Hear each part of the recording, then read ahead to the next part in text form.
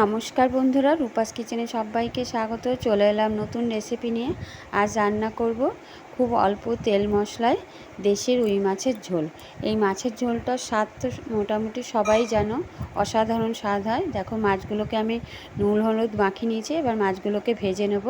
প্রথমে আমি একটা কড়াই গরম করে নিয়েছি, তার মধ্যে সর্ষের তেল দিয়ে এখানে আমি 4 পিস করে মাছ ভেজে নিচ্ছি। একবারে সব মাছ দেবো না, আমি 4 পিস করে মাছ ভেজে নিচ্ছি। মাছগুলো এক পিঠ ভাজা হয়ে গেছে, অপর পিঠ উল্টে দিয়েছি।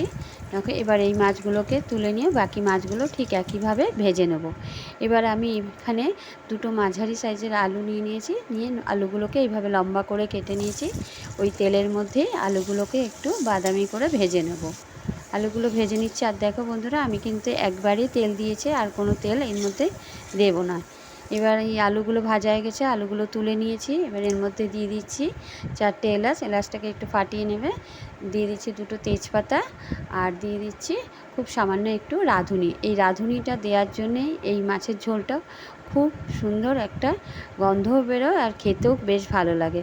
এবার দিয়ে দিচ্ছি এর মধ্যে আদা, জিরে, পাকা লঙ্কা আর একটু দারচিনি শিলে বেটে নিয়েছিলাম। সেই মশলাটাই তেলের মধ্যে দিয়ে একটু নেড়ে চেড়ে নেবো। তারপরে দিয়ে দিলাম পরিমাণ মতো নুন, হলুদ গুঁড়ো দিয়ে এটাকে একটু নেড়ে চেড়ে নিচ্ছি তেলের সাথে। এবার এর মধ্যে দিয়ে দিচ্ছি খুব সামান্য একটু কাশ্মীরি লঙ্কার গুঁড়ো দিয়ে নেড়ে চেড়ে নিয়ে দিয়ে দেবো পরিমাণ মতো জল। আর এই মাছের ঝোলটা কিন্তু বন্ধুরা ঘন হবে না, একটু পাতলাই হবে, ঝোল ঝোল মতো হবে। এবার যে আলুগুলো আমি ভেজে রেখেছিলাম সেই আলুগুলোকে এর মধ্যে দিয়ে দিলাম। ঝোলটা একটু ফুটে উঠলে আমি দেখে নিচ্ছি আমরা আলুটা সিদ্ধ হয়েছে কিনা। খুব ভালোভাবে আলুটা সিদ্ধ হয়ে গেছে। এবার যে মাছগুলো ভেজে রেখেছিলাম সেই মাছগুলো একটা একটা করে এর মধ্যে দিয়ে দেবো। মাছগুলোকে সব একটা একটা করে দিয়ে ঠিক দেখো। এবার একটু ঝোলটা নেড়ে চেড়ে নেব।